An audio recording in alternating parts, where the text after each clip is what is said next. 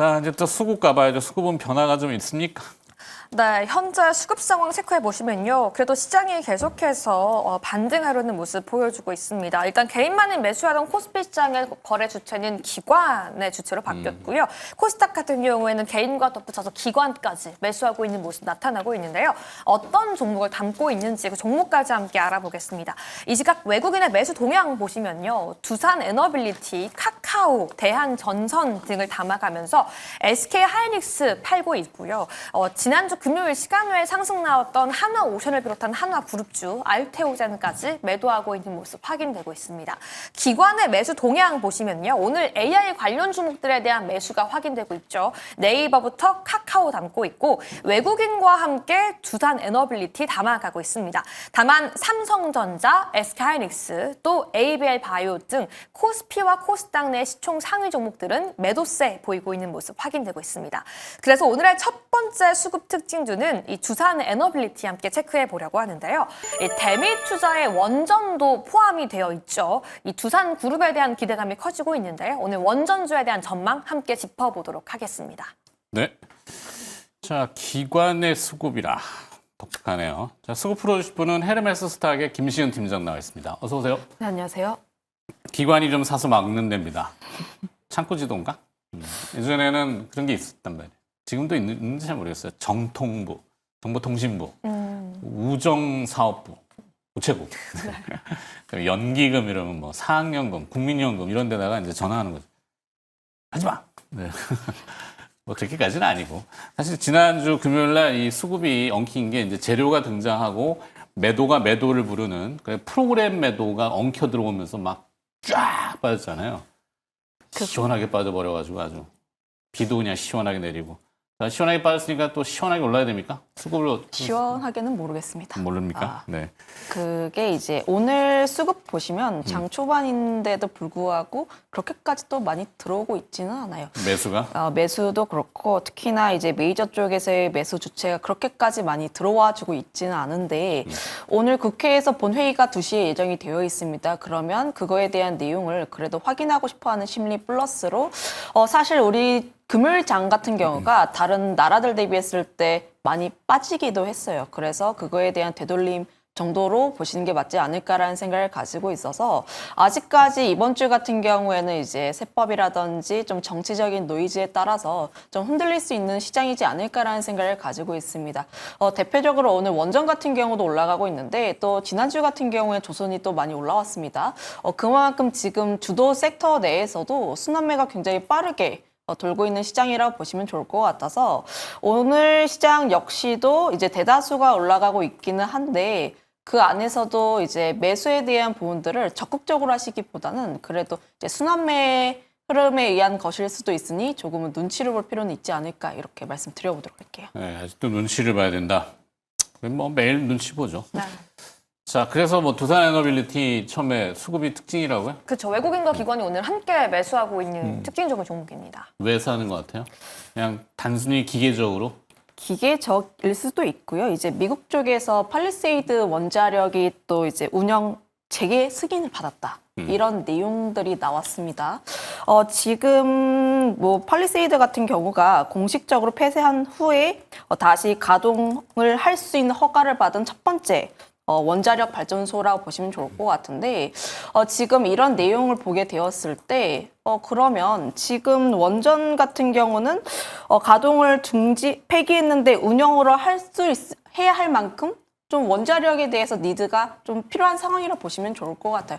이런 내용들이 그래도 좀 나오고 있는 것으로 보여지고 있고요. 사실 두산 에너빌리티 같은 경우에는 나쁜 내용들은 크게 없었습니다. 주가가 굉장히 많이 올라왔고 현재로서는 기간 조정 쪽에 있다라고 보시면 좋을 것 같은데 여기에서 지금 앞서 이야기를 했던 것처럼 주도 섹터 내에서도 순환매가 굉장히 빨리 돌고 있다라는 점들 플러스로 빅테크 쪽에서 컨퍼런스 콜이라든지 이런 내용들을 보시면 캐펙스 투자를 계속해서 하고 있습니다. AI에 투자를 해야 하다 보니까 결국은 캐펙스 투자를 지속할 수밖에 없고 그와 관련했을 때 AI 인프라 관련 종목군들 같은 경우에는 연간 이제 실적에 대한 추정치가 점차 상향하고 있는 만큼 관련했을 때 인프라 관련 종목군들 우리가 봐야 하지 않을까라는 생각을 가지고 있어요. 원전 같은 경우에도 그래도 안정적으로 그 전력을 좀 공급할 수 있는 부분이다 보니까 그와 연관했을 때 언제든지 움직일 수 있는 부분들 중 하나라고 보시면 좋을 것 같고요.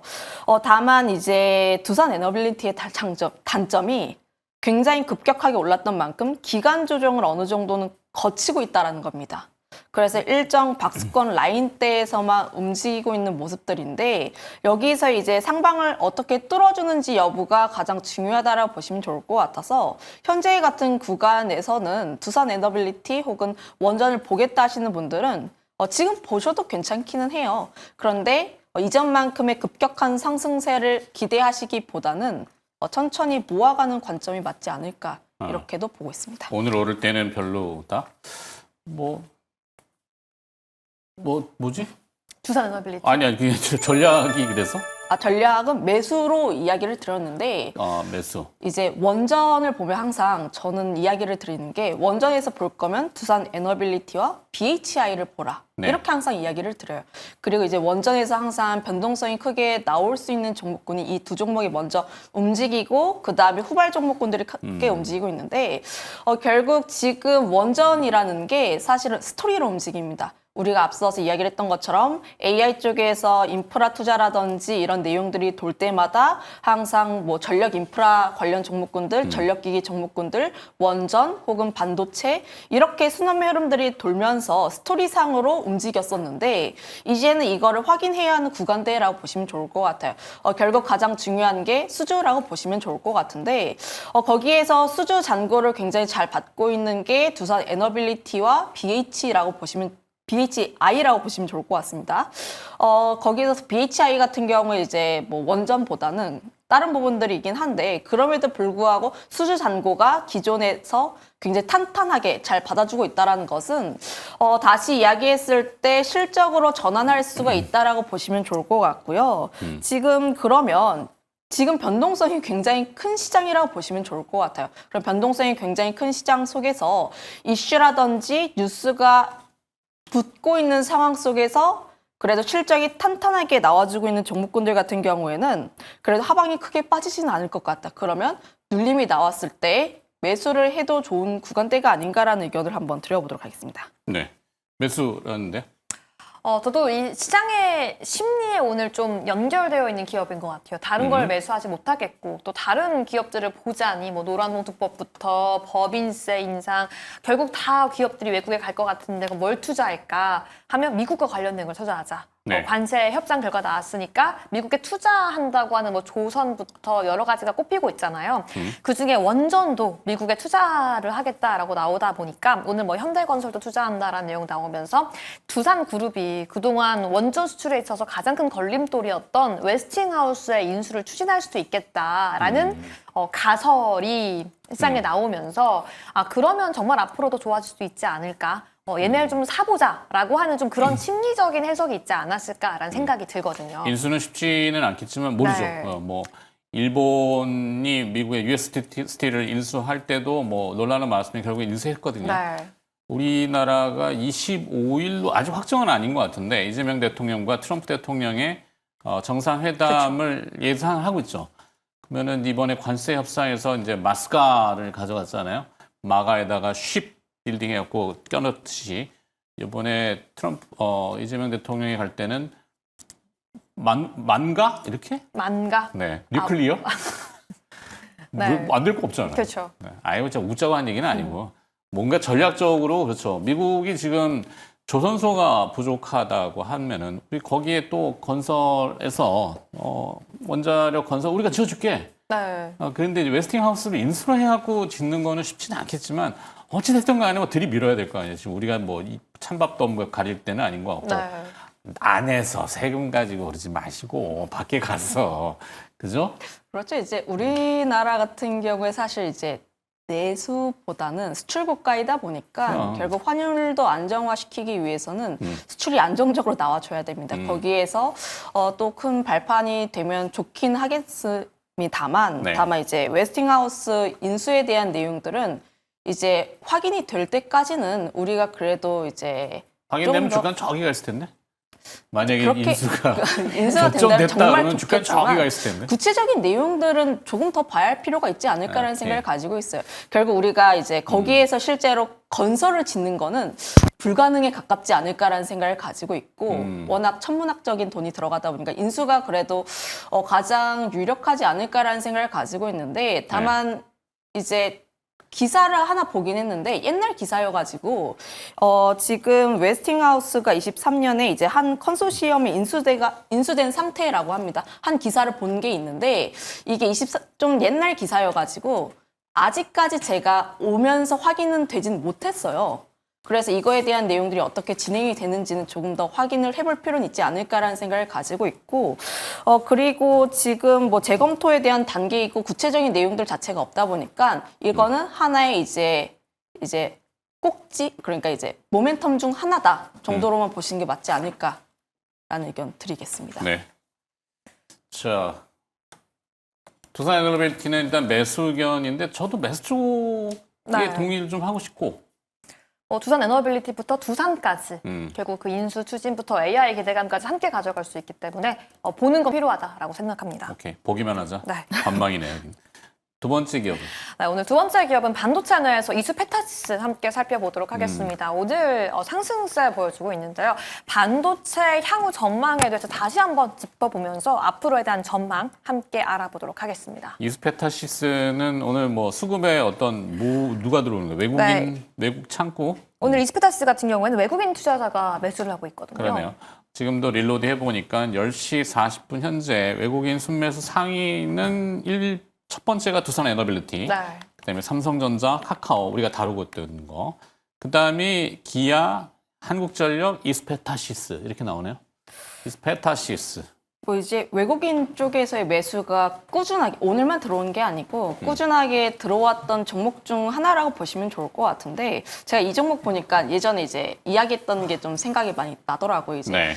제가 3월, 4월쯤이었던 것 같은데 그때 그 반도체 소부장에 대한 이야기를 좀 나누면서 SK하이닉스, 삼성전자가 크게 움직이지 못하고 있으니 삼성 소부장을 보시기보다는 좀 대형주를 보시는 게 맞다라는 생각을 말씀을 드렸고 아무래도 국내 증시의 특성상 대형주가 움직여야지 소형주가 좀 움직일 수가 있다라는 이야기를 들었을 때 그때 앵커님께서 우리나라의 구조가 반도체의 구조가 삼성전자와 SK하이닉스로만 있는 것이 아닌데 이게 좀 아쉽다라는 이야기를 드렸어요. 네네.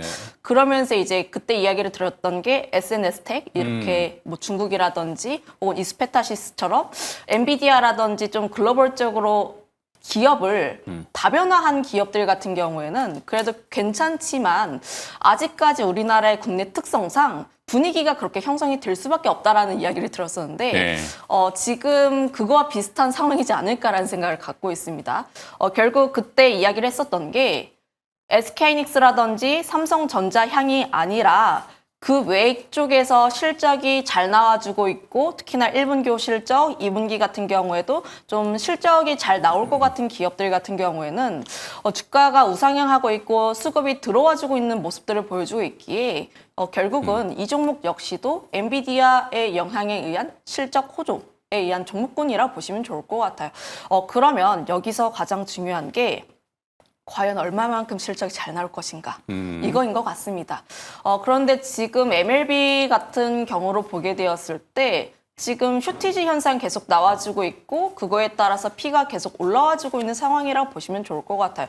그러면 현재 공급이 좀 달리고 있는 상황이라고 보시면 좋을 것 같은데 거기에서 매출이 증가하기 위해선 피를 올릴 수가 있긴 한데 지금 언제까지라도 올릴 수는 없습니다. 그러면 거기서 가장 쉬운 게 공장에 대한 증설이라 보시면 좋을 것 같은데 물론 쉬운 건 아니고 이제 기업의 입장에서도 좀 고민을 많이 했겠죠. 증설을 했다가 안 팔리게 되면 그거에 다 물량에 대한 부담으로 다가오다 보니까 결국은 이제 증설에 대한 부분을 진행을 한 것 자체가 회사에서는 자신감, 이제 매출 증가에 대한 기대감과 AI 사이클이 여기서는 끝나지 않을 것 같다라는 내용이라 보시면 좋을 것 같습니다. 그러면 증설에 대한 물량들 기업들이 4분기부터 실적에 반영이 될 것으로 보여지고 있는데 여기서 Q 자체가 증가하게 된다면 지금보다 더 나은 실적을 기대할 수 있지 않을까라는 생각을 가지고 있어서 여전히 지금 실적이 잘 나와주고 있는 기업들 같은 경우에는 계속적인 관심이 필요하지 않을까라는 생각을 가지고 있고 사실 지금 이 종목군 같은 경우가 한 52주 신고가 부근이라고 보시면 좋을 것 같아요. 네. 그러면 다시 이야기를 하면은 위에 물량이 있는 부담이 거의 없습니다. 물론 이제 고점에서 우리가 급격하게 올라가는 종목군들 같은 경우는 조심을 해야 할 필요가 있기는 하나 다만 이제 차트상으로 보게 되었을 때 주가가 5일선 타고 올라가고 있고 일정 라인 때 훼손되지 않으면서 움직이는 종목군들 같은 경우에는 우리가 그래도 계속 봐야 할 필요는 있지 않을까라는 의견 드려보도록 할게요. 네. 계속 봐야 된답니다. 이스페탈시스가 뭐 하는 회사인지는 네, 뭐 알고 보니 있죠. 기판주죠. 기판. 네. 그냥 네. 기판 이렇게 다 공부는 좀 해봐야 되는데 공부를 어떻게 해야 되냐고 대부분이시잖아요. 전자공시가 있고 전자공시의 기업의 분기 보고서, 사업 보고서 들어가 보면은 사업의 내용, 우리 회사는 뭘 하고 있어요? 이런 사업이고요. 뭐 PCB는 뭐고요? 뭐 이렇게 설명 쫙 해놨거든요. 한 번쯤은 좀 읽어봤으면 좋겠어요. 네. 안 읽어보시더라고요. 자, 읽어보고. 어렵다면 쉽게 엔비디아를 생각해보자. 엔비디아. 네. 그래서 엔비디아의 호조 속에서 쉽게 꺾일 것 같지 않은 이 수출 기대감 속에 일단 긍정적으로는 계속 봐야 된다라고 말씀드려보고 싶습니다. 알겠어요. PCB, 뭐, FCBGA, 뭐, 톤톤만한 그 기판, 뭐, 하긴 복잡한데, 하여튼 기판은 계속 쓰이고 있다. 네. 뭐, 이 기업만 하는 건 아니고, 뭐, 대덕전자, 뭐, 이녹스, 이스페타시스, 또, BH, 뭐, 이런 데도 다 뭐, 연소연료 기판, 뭐, 이런 거잖아요. 네? 자, 공부를 하고 합시다. 자, 그래서 매수 전략. 네, 거기에는 지금 당장은 안 사겠지만 긍정적으로 본다. 네. 김주환 아나운서는 오늘 좀 약간 삐딱하게. 네, 삐딱해졌습니다. 네. 네, 세금 때문에. 막 짜증이 나니까 예. 충분히 이해합니다. 자, 수급 분석 해봤고요. 헤르메스 스탁의 김시은 팀장과 김유정 아나운서 오늘 함께 고생해 주셨습니다. 고맙습니다.